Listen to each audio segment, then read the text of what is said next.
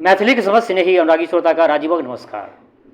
श्रोतागण, साहित्यिक यात्रा का नव कड़ी लऽ कऽ आइ पुनः हम अपना यूट्यूब चैनल मैथिलीक स्नेही के माध्यम से अहाँ सबके समक्ष उपस्थित भेलहुँ हँ। आजुक जे कथा यात्रा छै, एहि कथा यात्रा का सूत्रधार छथि लेखिका उषा किरण खान जी।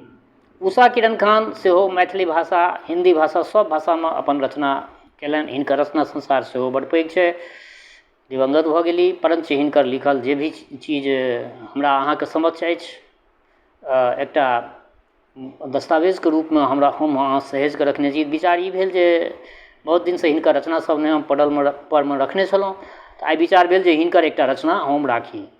तऽ हिनकर एगो काँचहि बाँस कथा संग्रह छै, एहि काँचहि बाँसमे से एकटा रचना आइ हम राखि रहल छी। आग्रह यऽ जे एकरा सबके सम्पूर्ण पलखतिमे सुनब आ अपना प्रतिक्रियासँ अवगत करायब। एहि रचनासँ पहिले एहि रचनाके शीर्षक जे छै से शीर्षक छियै रचनाके महादेवा। तऽ बेस लेल जाउ आजुक ई रचना। महादेव छगुन्तामे पड़ि गेलै, अपन लुलुआमे बिठुआ काटि कऽ अकानलक, जीविते अछि, होशेमे छै सगर शरीर। आब घर जाय लेल डेग बढ़ौलक, दू डेगक एके डेग रपटि कऽ चलल। भीतर घरक देवाल पर जे भटरंग गुलबिया फ्रेमक एना छै, ताहिमे अपन चेहरा जाइते देखते शीशीवला डिबियाके रोशनीमे कोन खास बात छै जे ओतेक पढ़ल गुनल डाकदरनीके लोभा लेलकै ओ। आ तखन डेग आर पैघ भेल जाय, आन संगवे कीर्तनिया पाछाँ छुटि गेलै। एकाध बेर जनका टाइ मारलकै, हौ महादेव मामा की दौड़ल जाइ छ गाम दिस, किछु मोन पड़लऽ की? आकि मामी शपथ देने छ जे चाँद डूबैसँ पहिने नहि अयबह तऽ झिझिर नहि खोलब? ई छौड़ा जनका गामक भागिन छै, तेँ जे मुँहमे अबै छै से बाजि सकैत अछि। आन जे नहि कहतै से ई कहि सुनेतै, मुदा सुनतै के? बोली तऽ नहि। जनकाके आलाप जरूर कानमे पुबरिया बसात संगे पैसा लगले। सोनमा के पिजरा सामी, रूपे के झिझिरिया हे सुहावन लागे हे। सामी पिजरा के झिझरी सुहावन लागे हे।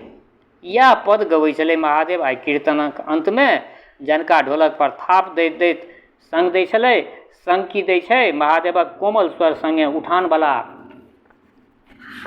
उठानवला आलाप लै छै। ई सब महादेवक सिखायल छै। जनका बड़ मुँह लगुआ छै। महादेवक तबला, ढोलक, हारमोनिया सबटा बजेनाइ देने छै एकरा। आन संगवे सब एही सब बात परमे खिसियाइ छै महादेवा सब। एकरा संगे चिकरैत बूढ़ भऽ गेलहुँ आ ई एक पैसा भाव नहि दैए, सौरीलाल कहे।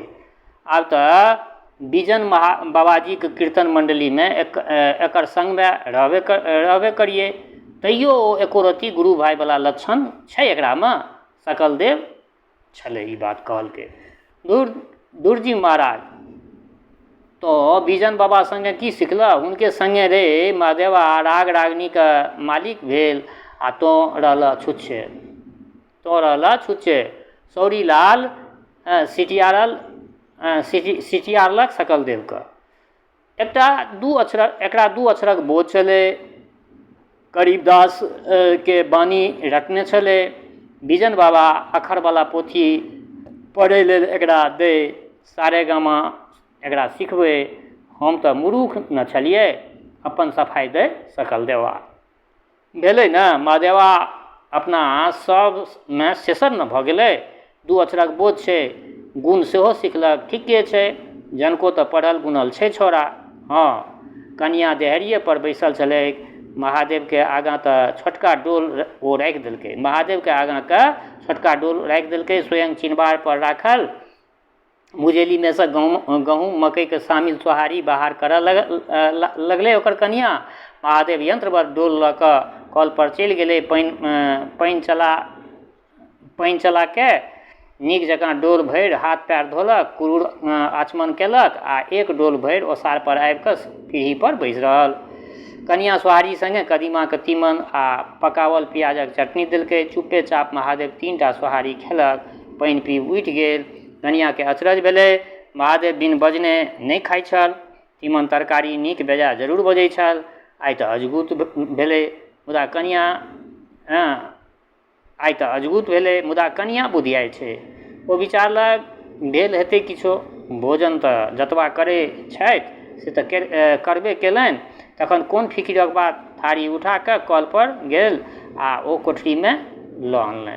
ओ कहियो ऐँठ काँठ ऐँठार पर नहि छोड़ै छल, छोड़ला पर कुकुर चाटि लैत छै। ताहि सभक बड़ ठेकान छलै महादेवक कनियाँके।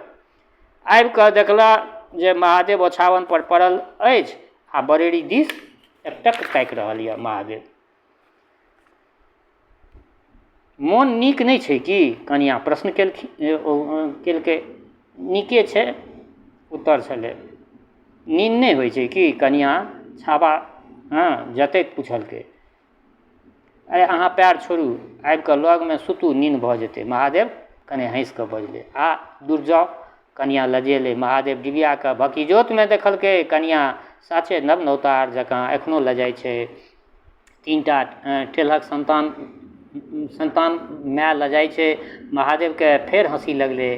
भरि आँखि कनियाँ दिस तकलक। पियर मेलछाँ वाइल नुआमे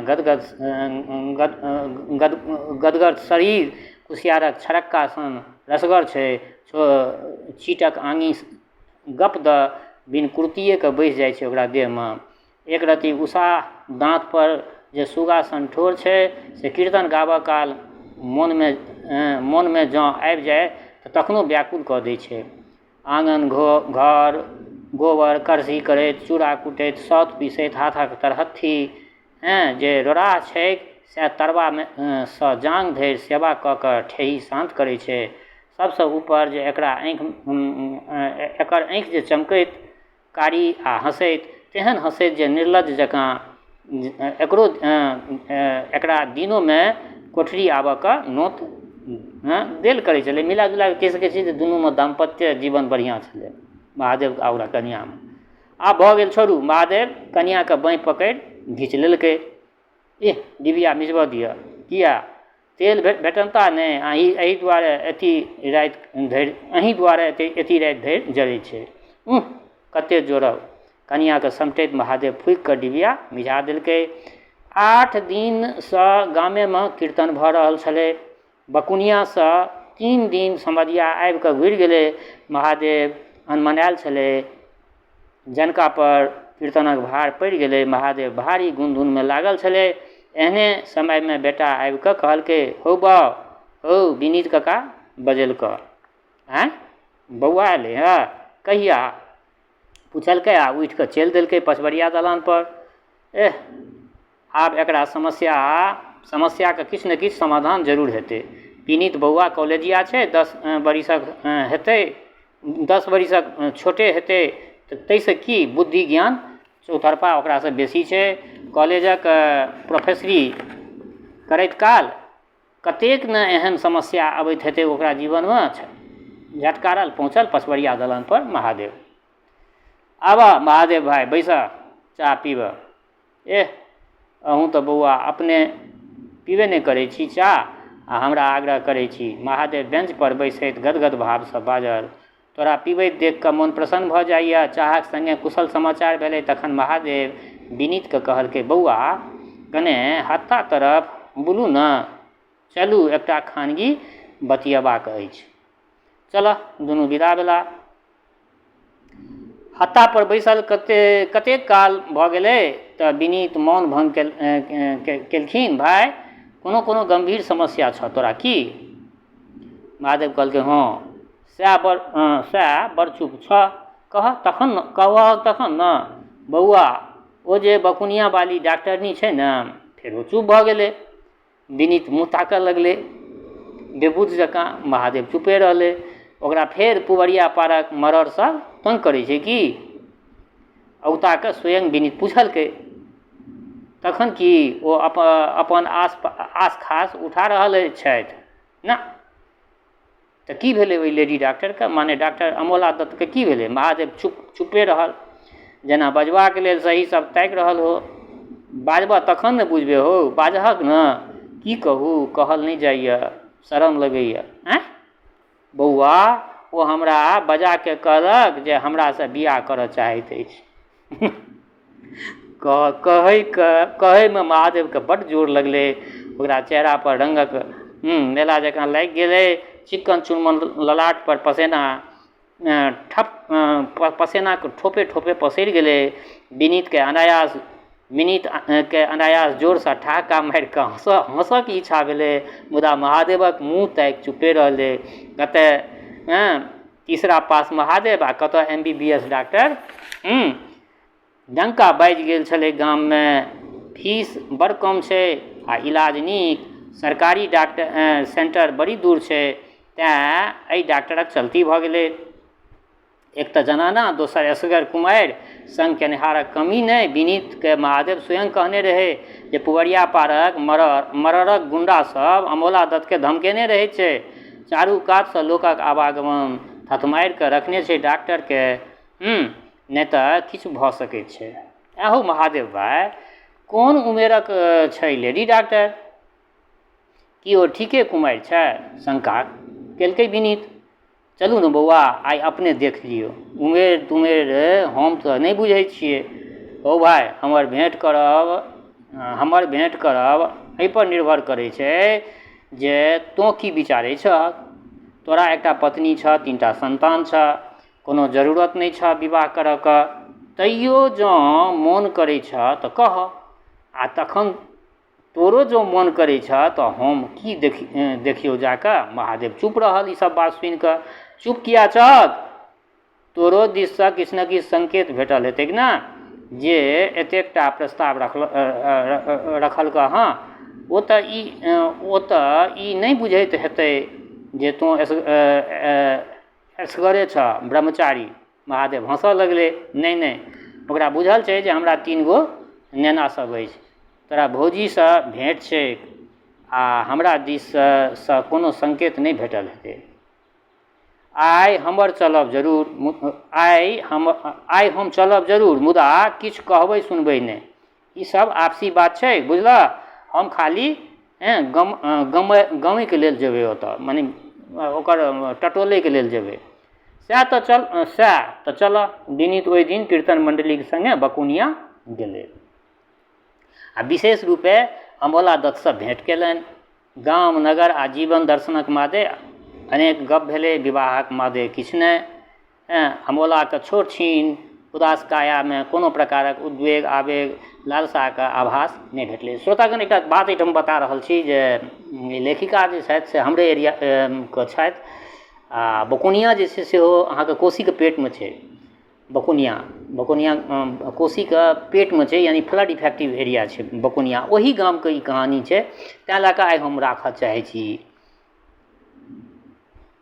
अमोलाके छोट छीन कायामे कोनो प्रकारक उद्वेग, आवेग आ लालसाक आभास नहि भेटलनि। शरणार्थीक रूपमे रहल शिक्षिता पूर्वी बंगाली कन्याके संपूर्ण व्यक्तित्व पर असुरक्षाक भाव पसरल छलै। ओकर स्वर निर्बल आ कंपित छलै। बुद्धि, विद्या आ विवेक अतिरिक्त किछु नहि छलै ओहि स्त्रीमे। स्त्री सुलभ आकर्षण प्रायः नहिए छलै। एहन सुदबोक लगभग 30-32 वर्षक कन्या स्वयं जँ कन्यागत बनि महादेव कीर्तनियाके विवाहक प्रस्ताव देलकै तऽ विनीतके ई बुझबामे भाँगड़ नहि रहलनि जे एकटा सबल पुरुषक आश्रय ई डॉक्टरनी चाहैत अछि। स्वयं प्रतिदिन कमसँ कम 500 टाकाके उपार्जन होइत छै डॉक्टरनीके। आस्ते आस्ते शल्य चिकित्साके उपकरण बढ़ाबऽ लागल। 2टा छोरीके शिक्षा दीक्षा दऽ के सहायतामे राखि लेने छल, मुदा असुरक्षित तऽ छलए। विनीत सएह कहलनि महादेवसँ। ओ महादेव भाइ, ई जनाना सुरक्षाके कारणे विवाह करऽ चाहैत अछि आ तोरा सन भला आदमी कतऽ भेटतै एकरा? आब तोँ भौजीसँ विचारि ले, तखन ओकरा प्रश्नक उत्तर दऽ दहक तू डॉक्टरनीके प्रश्नक उत्तर। महादेव चुपे रहल। विनीत अगिला छुट्टीमे जखन गाम आयल तखन महादेवसँ भेँट भेला पर आने खेरहा सुनलक। महादेवक कनिया ओ समाद सुनि कऽ अभिशंकमे पड़ि गेलै। पहिने तऽ खटवास पटवास लऽ लेलकै, फेर टाका पैसाके लोभ भेलै तऽ तैयार भऽ गेलै। एहि परोपट्टामे ई चलिते छै। संपत्तिवला मरड़क काज कतहु एकेटा जनानासँ चलै। यावत एतेक गुण भेलै तावत नहि रहि सकलै डॉक्टर अमोला दत्त अपटी खेतमे ओ कुबोलक चुन्नी साहुके बेटा रामनाथक बियौती भऽ गेल। ई कुबोल सेहो छै हमरे गामके सामनेमे, बहुत बहुत नजदीकमे, ओहि आसपासमे पिछला साल कोशीके बांध टूटल छलै। बियौती भऽ गेलै। चुन्नी साहु परोपट्टाके शेषर बनिया छै। दलान आइ कुशकन्हामे पक्काके छै। चुनेटल उज्जर दपदप, नीलबरी पारि आ गेरूके चिड़ै चुनमुन काढ़ल। टाका पैसा पैंच उधार देबऽवला मनुख छलै ओ। रामनाथ मैट्रिक पास कऽ के गाम घरक राजनीतिमे सेहो रहै आ दोकान पर सेहो बैसा। डॉक्टर अमोलाके सम्भवतः बड़ हलतलबी भऽ गेल छलै से ओ चट मंगनी पट बियाह कऽ लेलक। आब ओकर डिस्पेंसरी कुबोलेमे चलऽ लगलै। हमरा बुझाइए जे ई सत्य कथा छै श्रोतागण। ऊपरसँ तऽ किछु नहि, मुदा कने भीतर उतरला पर विनीतके महादेव भाइके मोनक था भेटलनि। महादेव भाइके शायद ओ प्रस्ताव सोहनगर लागल रहनि। ओहन हीरा लोक टल्हाक पल्ला पड़ि गेलै। हमरा सोचऽ विचारमे देरी भऽ गेल से कहने रहै। रामनाथ तऽ लहूके वयसक छै, कहलकै विनीत। तऽ महादेव आर गुम रहि गेलै। किछु दिन सांसक तकलीफक बहानासँ महादेव कीर्तन समेटि लेलक आ जखन दूर दूरन्तसँ साइ पड़ै तऽ कहुना चल जाय। कीर्तन कोनो गबै मोनमे वएह झिझिर झनकैत रहै। वएह ठीके सोना केर पिंजरामे बंद भऽ गेल सुगना।